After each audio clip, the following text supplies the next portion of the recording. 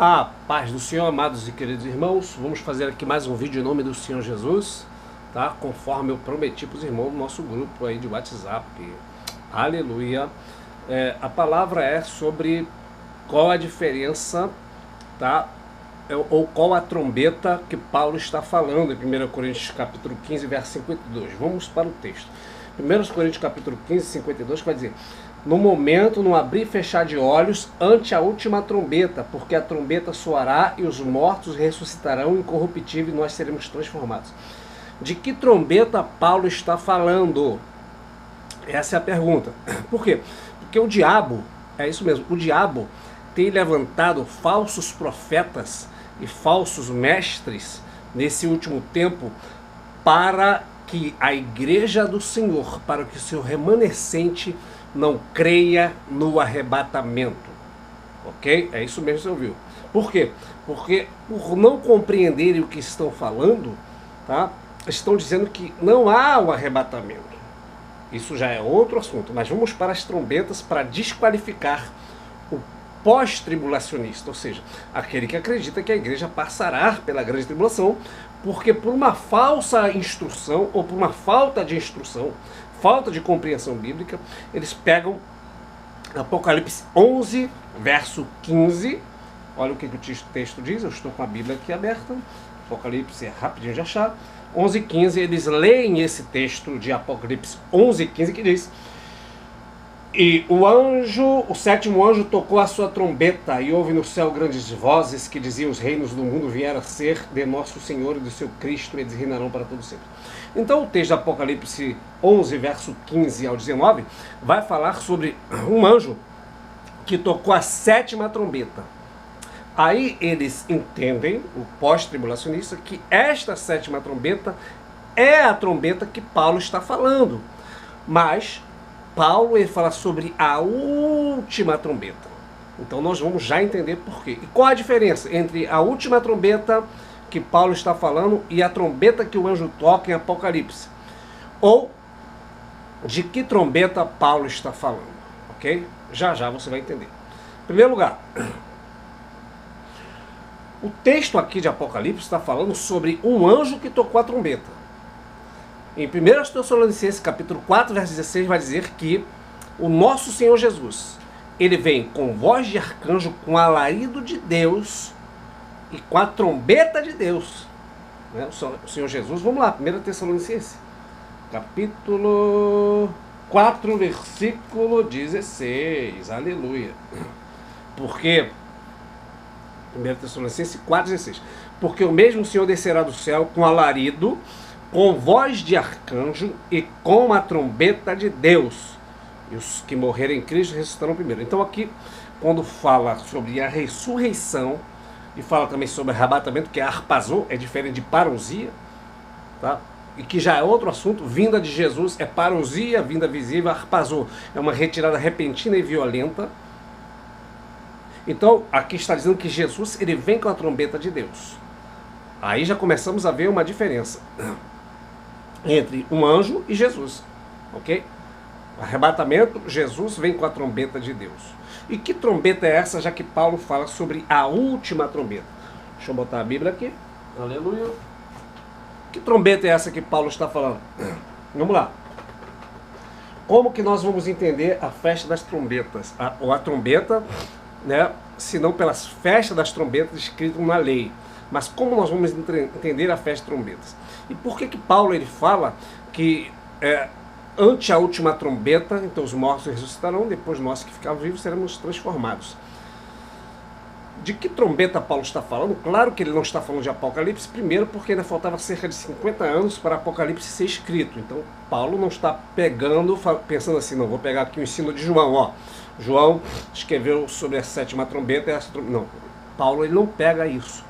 Paulo ele vai pregar os seus ensinamentos, as suas cartas estão pautadas em revelações que ele recebeu de Deus através da lei de Deus, ok? Ele vai dizer aos Gálatas: o evangelho que eu prego, o que eu ensinei, não recebi de homens, mas pela revelação de Deus. Paulo ele pega a lei de Deus e ele interpreta pelo Espírito Santo para a compreensão do Evangelho. Tanto que ele vai falar nas suas epístolas, vai falar que Jesus é o nosso Cordeiro Pascual, ele vai falar que há uma diferença entre a lei, né, a lei escrita em pedras e a lei escrita pelo Espírito Santo em nossos corações, né, vai falar sobre o véu que era posto no rosto de Moisés para que não olhasse firmemente para o fim da glória que era transitória. Vai falar muitas vezes também, você vai ver ele falar sobre a caduquice da letra, você vai ver ele falar que os asmos é a sinceridade e a verdade. Então, Paulo ele tem as revelações de Deus. Então, se nós agora vamos partir para a lei de Deus, né, para o Antigo Testamento, por que então o texto vai falar sobre a última trombeta como se Paulo estivesse falando para nós assim, ó, a última trombeta vai tocar, os mortos ressuscitarão primeiro. E é como se ele estivesse falando para mim, para você, para todos nós. Se vira aí para entender. Não é essa a impressão que dá? Mas não é bem isso. Por quê? Porque as pessoas que a princípio Paulo está escrevendo já compreendiam exatamente o que Paulo estava falando. Por isso não havia necessidade de grandes explicações. Por exemplo, se você for no livro de Atos, você vai ver que a maior parte dos cristãos primitivos, tanto no tempo dos outros apóstolos como de Paulo, era a maioria judeu. E foram os judeus que perseguiam inclusive Paulo. Não é? Então, os judeus, como se tocava em um assunto da lei, eles já compreendiam o que Paulo estava falando. Para nós, que temos outra cultura, se nós ouvimos falar de trombeta, é coisa diferente para nós. Nós ouvimos falar em ázimo, nós não vamos entender, irmãos. Mas eles entendiam, porque eles já cresceram com isso, já entendiam perfeitamente o calendário judaico. Então, como que nós vamos entender que última trombeta é essa? Lógico, Paulo está falando da trombeta, da festa das trombetas.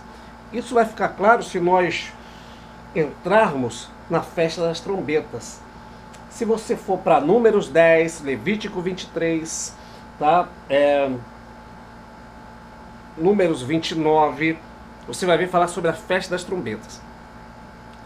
Deus tinha ordenado, inclusive, essas festas, Deus vai falar que são estatutos perpétuos. E por que estatutos perpétuos? É aquilo que não passaria.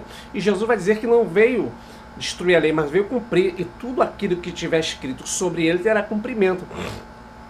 Só que esse cumprimento é um cumprimento espiritual. Então, a lei de Deus e as festas, elas nada mais são do que calendários de Deus de forma profética. Como assim? Por exemplo, Deus instituiu 7 festas, nós podemos ver, basicamente, que é a Páscoa, tá? Ázimos, primícias, Pentecostes, trombetas, expiação e tabernáculos. 7 festas. Jesus veio, tá? Cumpriu a lei e os profetas, o que dizia sobre ele, que o profeta disse que a virgem ia conceber, tudo cumpriu. Quando na lei vai dizer que tinha que se matar um cordeiro na Páscoa, Jesus é o cumprimento da Páscoa. Paulo, inclusive, vai dizer que ele é o nosso cordeiro pascual. Perdão, irmãos, estou com a garganta abençoada. Então a Páscoa, Jesus cumpre a Páscoa, ele morre na Páscoa, ele é o nosso cordeiro pascual. Hoje, não precisamos matar cordeiros para purificar nosso pecado, porque o sangue de Jesus já nos purifica todo pecado. E ele é sepultado, tá, nos asmos, e ressuscita nas primícias. Entrega ao Pai as primícias dos que dormem. Mateus 27 vai falar sobre os primeiros que ressuscitaram, que eu já fiz um vídeo falando sobre isso, sobre as colheitas de Israel e a ressurreição dos santos. Jesus cumpriu. Por que ele cumpriu? Porque tudo que está na lei tinha que se cumprir. Então ele cumpriu exatamente conforme está escrito, porque Deus vela para cumprir a sua palavra. Só que depois da Páscoa, 50 dias depois, vinha o Pentecostes. Então como que Deus, o que Deus vai fazer? Será que ia passar em branco? Não. 50 dias depois, Deus derrama o Espírito Santo no dia de Pentecostes. Então Deus cumpriu a risca Páscoa, ázimos, primícias e Pentecoste. Agora, no calendário, o que viria depois? Viria festa das trombetas. E é o que nós estamos aguardando a qualquer momento se cumpre de forma profética. Muito provavelmente tem tudo a ver com o arrebatamento, a festa de trombeta. É por isso que Paulo vai falar na última trombeta.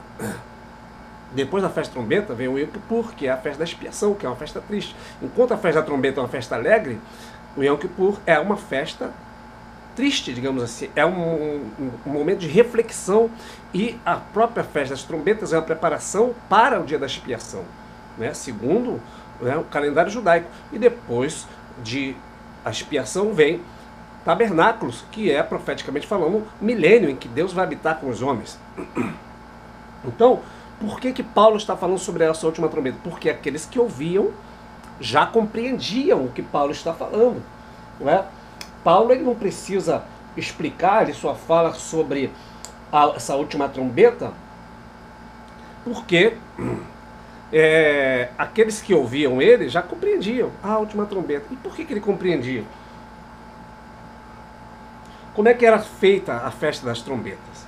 A festa das trombetas, irmão, era basicamente assim, segundo as tradições rabínicas, né? Se você for para Números 10, inclusive, você vai ver sobre qual a função das trombetas, né? Que era para comunicar com aqueles que estavam ali. Imagina você ter 1 milhão de pessoas ou mais e ter que falar a hora de levantar o acampamento, hora de fixar o acampamento, hora de se preparar para levantar o acampamento. Não tinha WhatsApp, não tinha WhatsApp, não tinha nada. Então, como é que eles se comunicavam? Trombetas. E, além disso, também era para o som de júbilo, de festas. Está escrito lá em Números 10.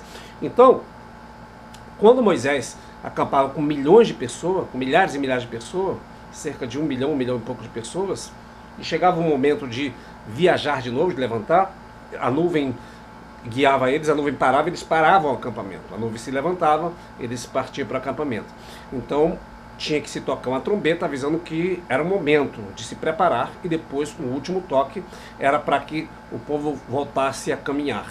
Então, além de o significado de trombeta é convocação, para chamar o povo, porque não tinha como avisar toda aquela multidão, então tinha que convocar através de som de trombeta. Aquele que ouvia já entendia o som da trombeta. Inclusive, Paulo vai usar esse termo de linguagem quando vai falar sobre os dons. Se alguém, a trombeta der um sonido incerto, como alguém se preparará para a batalha? Ou seja, há toques diferenciados da trombeta para que aquele que ouve entenda o que aquele que está tocando quer dizer.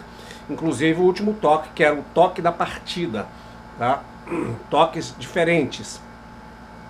Já na festa das trombetas, como é que era feita essa festa, tá?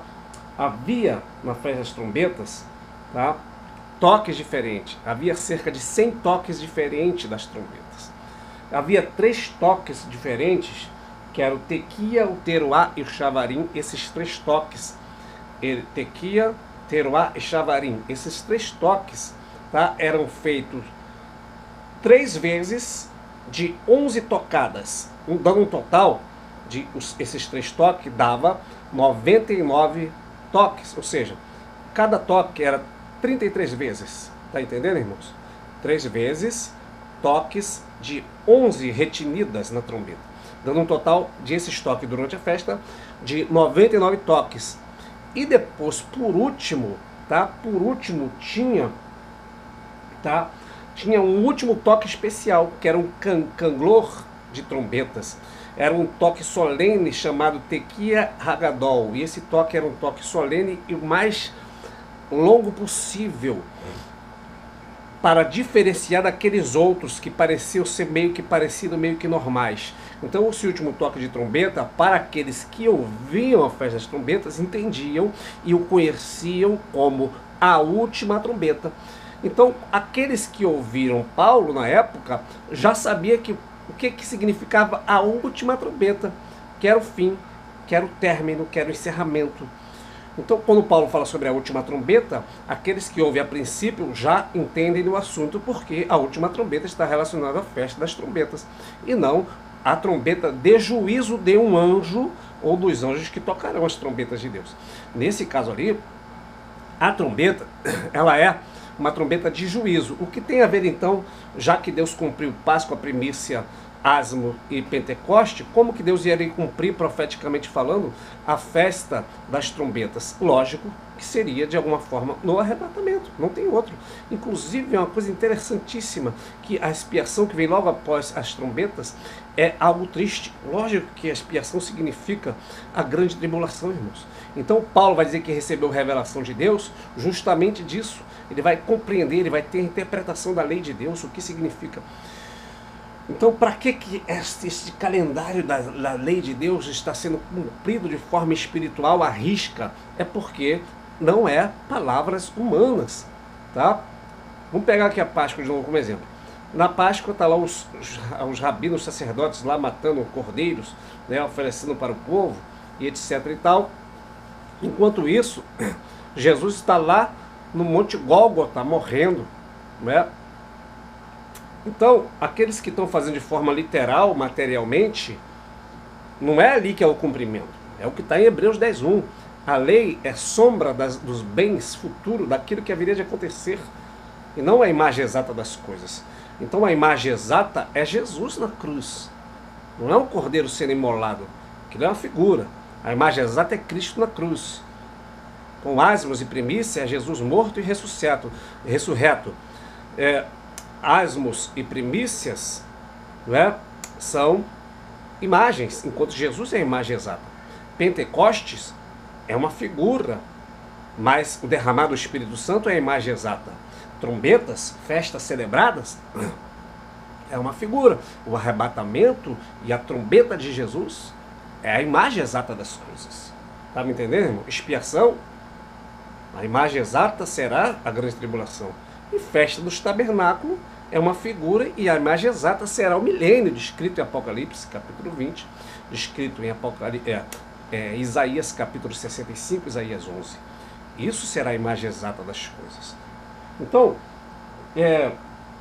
Paulo está falando sobre uma trombeta que já era conhecida por aqueles que ouviam, tá? E como era essa festa das trombetas? Duas testemunhas subiam uma montanha, observava quando a lua nova aparecia, e daí, quando esta lua nova aparecia, não tinha dia certo, então marcava-se entre esses, tinha 2 dias para que iniciasse, inclusive era feriado, e esses 2 dias para aparecer a lua não tinha dia certo. Então essas 2 testemunhas tinham que observar quando a lua nova aparecesse. Então eles corriam até o templo e avisavam: a lua nova apareceu. Então começava-se a festa das trombetas. É por isso que vai dizer, o salmista vai dizer inclusive isso, ok? O Salmo 81, Joel também vai dizer sobre isso, para tocar a trombeta no dia da lua nova. Então aquele dia e a hora que a lua aparecia no céu, ninguém sabia dizer. Sabia mais ou menos aproximadamente. Então, por isso que Paulo vai dizer que aquele dia e hora ninguém sabe. Nem os anjos, nem o Filho do Homem, somente o Pai. E Paulo escrevendo aos Tessalonicenses, 1 Tessalonicenses 5, verso 1, ele vai dizer: vós não estáis em trevas para que aquele dia vos surpreenda, porque vós compreendeis os tempos, as estações. Ou seja, Paulo está dizendo para os tessalônicos que eles compreendiam os tempos, as estações, eles não estavam em trevas, aquele dia não podia surpreendê-los. Então, o que Paulo está falando para a igreja tessalônica? Que aquele dia, aquela hora vai surpreender o mundo, porque o mundo não tem, tá, um norte, um referencial para se guiar. Nós temos a palavra. Ele está falando para os tessalônicos: vocês se guiem no calendário, que o que está prestes a acontecer provavelmente será numa época de festa de trombetas. Tudo leva a crer. Ele não fala, mas me faz entender. Ele está falando para a igreja tessalônica: esse dia não pode surpreender vocês. Vocês conhecem as estações, os tempos. O que são estações e tempos? Vocês conhecem as festas. Só que o dia e hora ninguém sabe. Então fica aqui o nosso alerta, irmãos. Não vá atrás de tudo que alguns irmãos estão falando aí na internet, né? Uns não creem no arrebatamento. Por que não creem? Porque são pessoas que nunca tiveram experiência com Deus, nunca foram cheios do Espírito Santo, não tiveram a iluminação do entendimento, né? Paulo vai falar que eis que vos digo um mistério. Mistério é algo oculto. Esse mistério, Paulo está revelando foi revelado para o próprio Paulo. Não é? Você vai ver que quase ninguém falou sobre o arrebatamento, nem Jesus. Mas por que Jesus não falou? Porque Jesus está falando para os judeus. Mas ele vai falar de forma velada aqui e ali. Você vai ver isso na parábola das virgens, você vai ver isso em algum momento em Mateus 24, que ele fala em Lucas 21, que ele fala para os judeus, mas só que deixa transparecer, né, em alguns momentos. E a igreja, ela não passa pela grande tribulação, pelo menos é o que Jesus prometeu em Apocalipse 3:10, para aqueles que guardam sua palavra. Como guardaste a palavra da minha paciência, também eu te guardarei da tentação que há de vir sobre a terra para tentar todos os moradores da terra. E 1 Tessalonicenses 1:10, que o Senhor não nos destinou para a ira. Então, grande tribulação é o tempo da ira de Deus. Eu já falei também sobre isso. Então, a ira de Deus vem sobre a terra e a igreja, ela será arrebatada. Tá? Então, esta última trombeta, certamente é a última trombeta relacionada à festa das trombetas. Agora, será um rabino ou um judeu ou sacerdote, alguém que vai tocar uma trombeta? Aí Jesus vai falar assim, o sacerdote está tocando, está na hora de eu voltar. Não, certamente não, irmão. A trombeta de Deus, ela vem com Jesus. O Senhor Jesus vem com alarido, com voz de arcanjo, com a trombeta de Deus. Enquanto a trombeta de Apocalipse é uma trombeta de juízo sobre o mundo, está também anunciando, tá? Esse capítulo 11 está anunciando que os reinos da terra vieram ser do Senhor, ou seja, está anunciando a volta visível do Senhor, que é a sua parousia, em que ele estabelecerá o seu reino na terra de 1000 anos. Tanto é que o texto vai dizer que ele vai destruir os ímpios nesta hora. E quando é que Deus destrói o ímpio? Né? Está escrito que em Apocalipse 19, que quando ele vier na sua vida visível, os santos anjos e os santos salvos com ele, vestidos de linho fino, puro e branco, virá também vestido em cavalos brancos. O Senhor vai pegar o anticristo e o falso profeta, lançar eles vivos no lago de fogo, não é? E ele vai também matar os exércitos do anticristo com a espada que sai da sua boca, estabelecer o seu reino. Então, Apocalipse 11, 15 em diante, está falando justamente de estabelecimento do reino de Deus e de Deus trazer juízo aos ímpios. Tanto é que em Mateus 25 vai falar sobre o juízo das nações, separando o bode das ovelhas, né? Onde ele vai lançar os bodes que estão à sua esquerda para o fogo eterno, preparado para o diabo e seus anjos, e os justos vão reinar com Cristo, mas não também aqueles que estão ali no juízo das nações, que sobreviveram à grande tribulação, que são os justos, que são o povo judeu, na sua grande maioria. Ele não vai ter o corpo de glória, enquanto a igreja já tem o corpo glorificado. Tanto é que em Mateus 25, aqueles que Jesus vai falar, vinde, bendito meu Pai, possui o reino que você está preparado desde a fundação do mundo, que tive sede, me deste de beber, tive fome, me deste de comer, tive preso, fosse me dar... Quando fizeste meus pequeninos, a mim me fizeste.